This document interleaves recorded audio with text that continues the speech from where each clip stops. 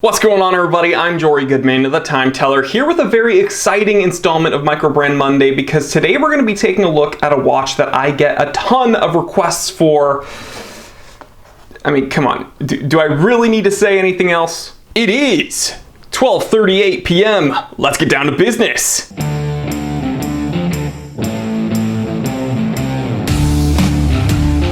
Alright guys, so this Island watch obviously comes from Mark at longislandwatch.com. I know many of us have used longislandwatch.com to buy Seikos or, any of the other watches that website carries. However, he fairly recently came out with his own kind of micro brand, right? They're more kind of modded watches. Now, he's expanded a little bit since this specific iteration came out. However, I just want to take a moment and say thank you to Mark at Long Island Watch for being a really good supporter of my channel. It's very easy for him to potentially look at me as a competitor, me having a YouTube channel, me selling watches, whatever. But the truth is, he's been very nice, and he's gone out of his way to support my channel when I've gone through certain things. For instance, I think it was a year ago or maybe 2 years ago at this point, someone was using my name online and selling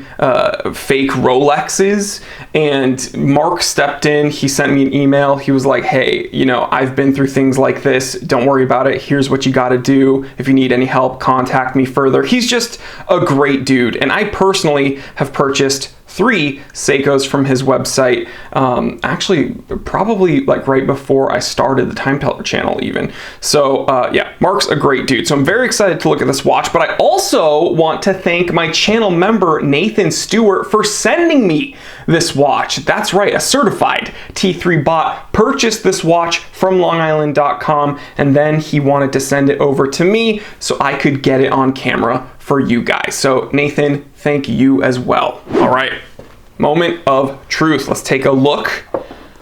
Oh, man, let's get up close to this beauty. Okay guys, so here we have the Island Watch ISL01, and this was purchased with a 5% discount for $284.05. I believe the price before the discount, according to the paperwork here, was $299. So we're coming in just under $300. Let's take a look at what this watch has. Okay, well, you can see we've just handled the box a little bit and taken the watch out of the box, and it's already ticking away. So of course, this watch is an automatic, and that's confirmed by, well, the automatic signage right below the spindle, right above the 6 o'clock index. So according to the spec sheet, this is known again as the ISL01 Islander Automatic Dive Watch, solid end link bracelet, anti-reflective sapphire crystal, dual time luminous ceramic bezel insert. Let's dig a little deeper. So speaking of this automatic movement, it is actually not the same movement you would find in an SKX 007, like the one on my wrist right now. This actually has a Seiko Instruments automatic, but it's an NH36. So this is a 24 joule automatic, 21,600 BPH movement. Of course, it does have a day-date complication that we'll look at in a moment. Now you'll see the watch, the spec sheet I should say, it did have dual time in the name. Now, this is not a dual time watch. That is referring to the bezel. Let's take a look. So here we have a dual time bezel. You can see very high visibility, not super busy. I've noticed a lot of people like putting these on their dive watches because it gives it a cleaner look. However, this is not really a criticism of this watch, just about these kinds of bezels. I don't think, unless you have a GMT watch, I don't think they're super duper useful or as useful as your standard timing bezel, because of course with this timing bezel I could actually use it to time whatever I want. It's just going to be that much more accurate, that much more simple to read as far as using it every day for its intended function. And I don't mean, scuba diving necessarily, I just mean as a timing instrument. These 24-hour bezels, they might look very nice, and there are ways to use them, but yeah, unless you have a GMT, I think it's more just for the looks. And that's fine. Let's see how it feels. definite ratcheting sound. Let's see if we can line it up to a specific index. Yeah, I'm really tugging on that. No back play whatsoever. Let's line it up to the minute hand. Yeah, love it. So definite positive ratcheting with no real play in the bezel, and it's not so super duper tight of a tolerance that it's like really, really difficult to get that bezel actuated. When we look at the serrations, it's kind of somewhat similar, I would say, to the Seiko SKX, but it doesn't have the split serration down the center as much. It does, it's just not exactly the same.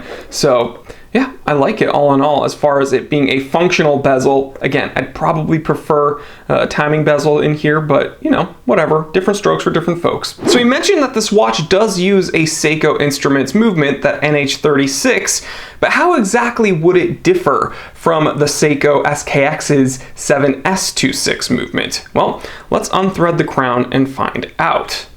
The crown, very, very smooth so far when we unthread it. Let's thread it up and see if it is not going to bind. Ooh, actually silky smooth. There we go. All right, so let's unthread the crown. I'm going to move the crown to its final position. Pay attention to that second hand.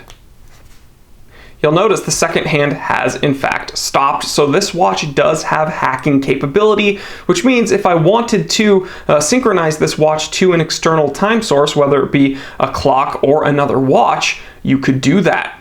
Now let's move the handset around. Again, very smooth here. Now let's take a look at the date complication and see if it's going to be nice and smooth and centered as we cycle through it. Let's get up close. Alrighty, I'm gonna cycle through the days. Let's cycle through the date. Everything seems to be nicely centered.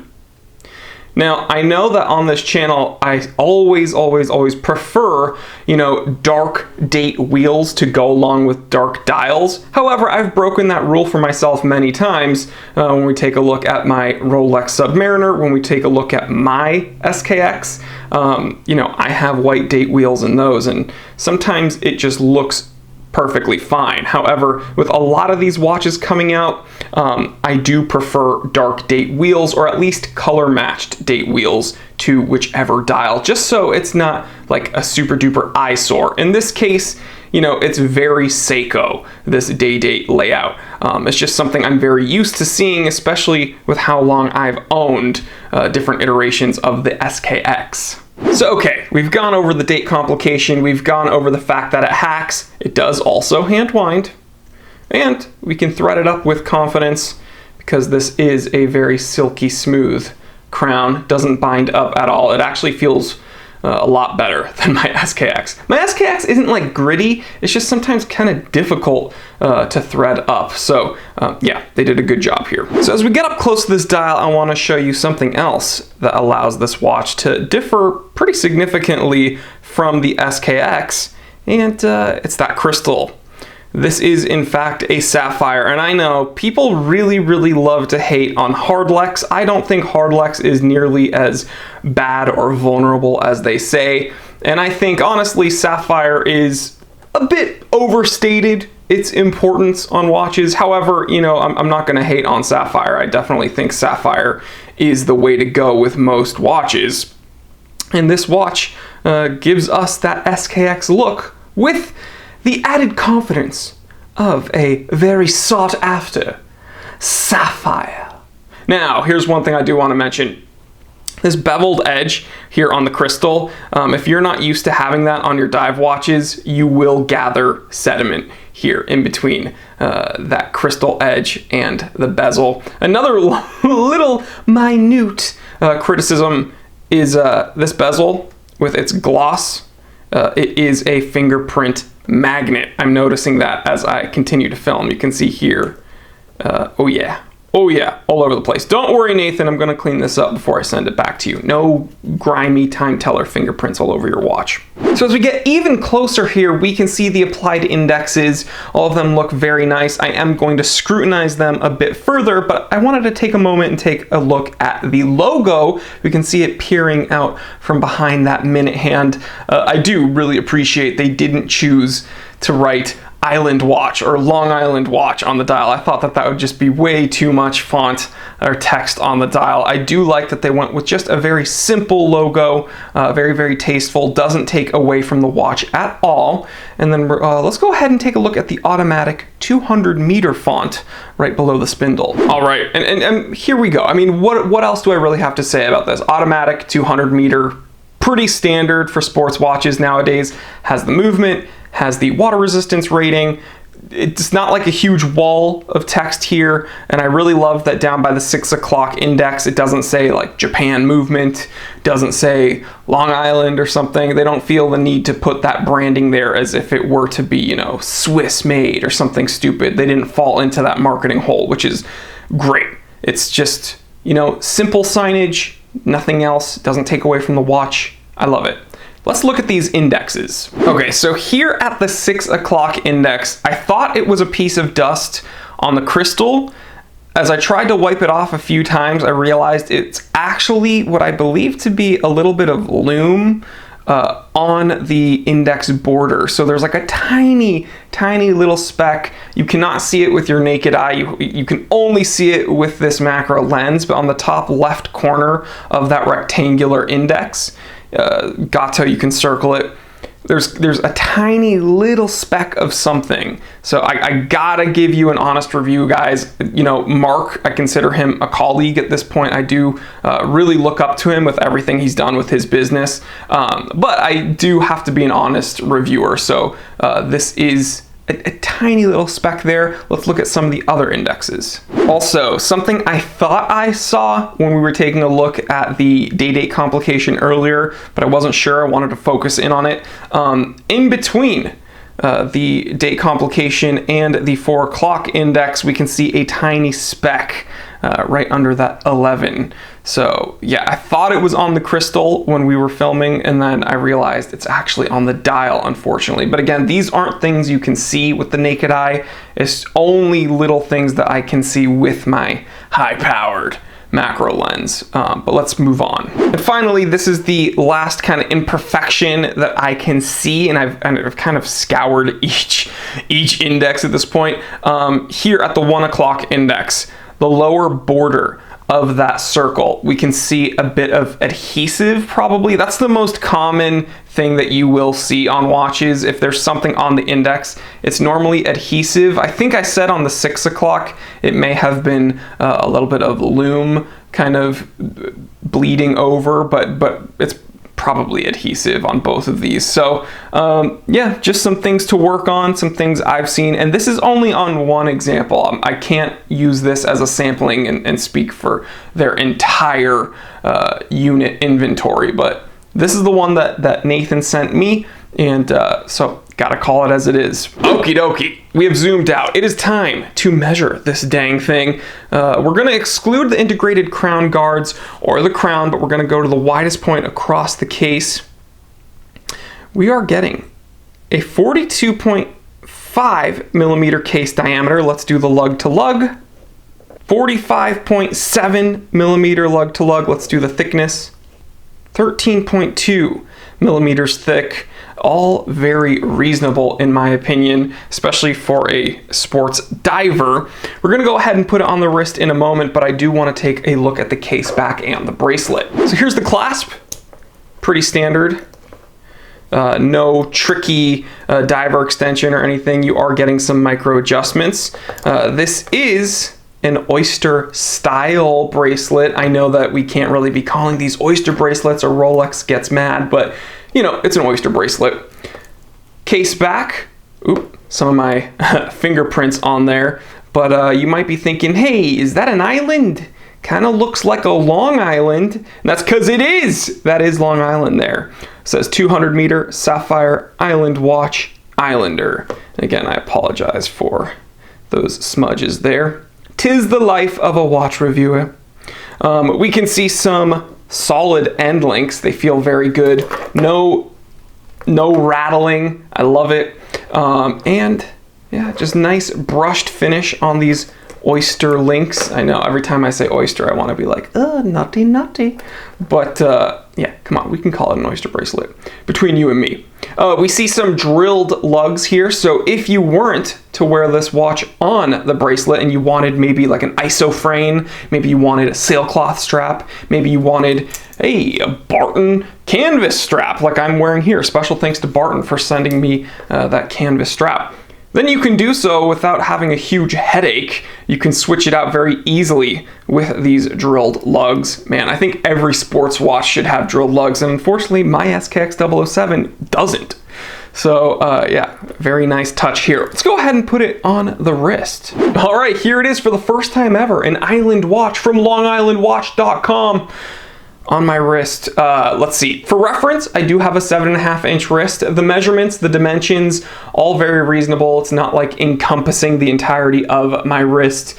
Oyster bracelets, probably my favorite bracelet out there. Not a Supreme hair puller, and you guys know I am a big hairy man. So yeah, that is definitely very comfortable. It's a hefty watch on the wrist, but again, it's a stainless steel sports diver. It's nothing I haven't encountered before. If you're used to wearing an SKX or, you know, even like an Orient diver, this is going to totally be within your wheelhouse. And again, you are getting some added capabilities here with the hacking, with the hand wind, with the sapphire crystal, and some extra doodads like a dual time bezel and oyster link bracelet. We can, you know, quote unquote oyster bracelet. Okay, so it's time for the lume test.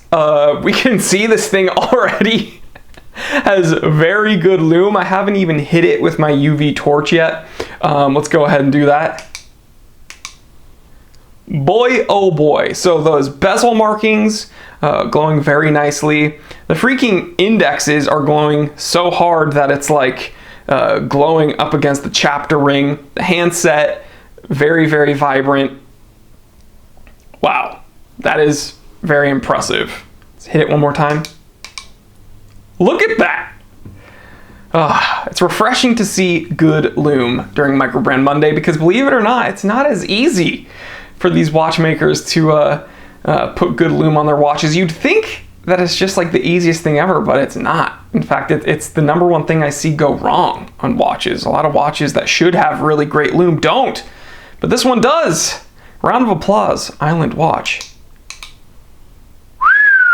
Fireball. So guys, now that we've spent an afternoon with this ISL01 from Island Watch, what do I think? Well, I kind of just said it a little bit earlier. I mean, if you're interested in an SKX 007, but one that's kind of more capable, and by more capable, I mean it still has the 200 meter water resistance rating, still has the day-date complication, but it has a bit more than that, right? You're getting hacking, hand wind, sapphire crystal, and it's almost like a modded SKX variant, right? I mean, you're getting the Seiko movement, but you're getting a different bezel, you're getting a different crystal, you're getting a different bracelet. And yeah, sure, different indexes and stuff, but you're not going through the process, or maybe some people might find it a headache to mod their own watch or find someone else to mod it for them and this and that. So you're kind of getting a modded SKX variant just out of the box. So for some people that might be very appealing, and I know for a lot of people they enjoy the hunt and the learning, the knowledge base that it takes to go ahead and start tinkering with your watch and modding your watch. And who knows, this might be your entryway into something like that. So let's say you start out with an SKX out of the box, and then maybe you want something else, so you get that itch and you pick up one of these Island watches. And then that kind of opens a can of worms for you, and you want to mod your own SKX variant. I could totally see that as a very linear progression in your collecting career. So for just under $300, I think there's a whole lot of watch here. I think it's much more capable and much more appealing to me than one of these 5KXs that are floating around out there. I know 4:44 p.m. modded me my own SKX variant. They did use a 5KX dial, but that's about it. And Yeah, so if you're looking for a very capable SKX variant, because I know the 007s, the 009s, they're getting harder to find out there, unfortunately. This Island Watch ISL01, I definitely give it my seal of approval. Now, that's not to say it's totally perfect. We saw there were some smudges, some adhesive on the borders of some of the indexes, and we did see a speck right under the date complication. But that's just with this example, that's just with this unit. I can't speak for every single watch that Island Watch comes out with, but who knows, in the future, I'd love to take a look at another one of these, maybe one of their different iterations. So again, Mark, thank you so much for being a supporter of mine. I absolutely am a supporter of you. Guys, if you're looking to pick up Seikos or any of the other things that LongIslandWatch.com sells, please go check him out for your modern watch endeavors. And then, you know, if you want some vintage watches, you can check out my website as well. Check out Mark's YouTube channel, and please give a round of applause to Nathan Stewart, my channel member, for making this possible and sending me this watch to review. I'm gonna go ahead, wipe my fingerprints off all the evidence. I'm gonna wipe it away, and then I'm gonna carefully package it up and send it back to Nathan. But thank you so much. My channel members literally make it possible for me to have this channel, so love you guys. If you want to join the channel, click the join button next to the subscribe button. It's like YouTube's Patreon. Costs $4.99 a month. You get some extra content there and access to that members only Discord chat. It's a whole lot of fun. We do a weekly meetup, and I look forward to it all the time.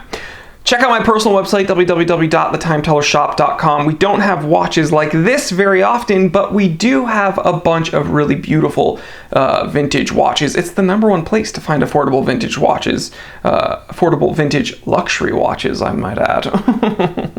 And check out all the affiliate links in the description below. You support my channel by shopping through those as well. So guys, stay happy, stay healthy, stay blessed. Please like, comment, and subscribe. Commenting really does help the algorithm. So if you've stayed here to the end of the episode, please comment, comment, comment. You really do help my channel out when you freaking comment. All right, guys, I'm Jory Goodman, the Time Teller, and always remember, I didn't invent time. I just tell it.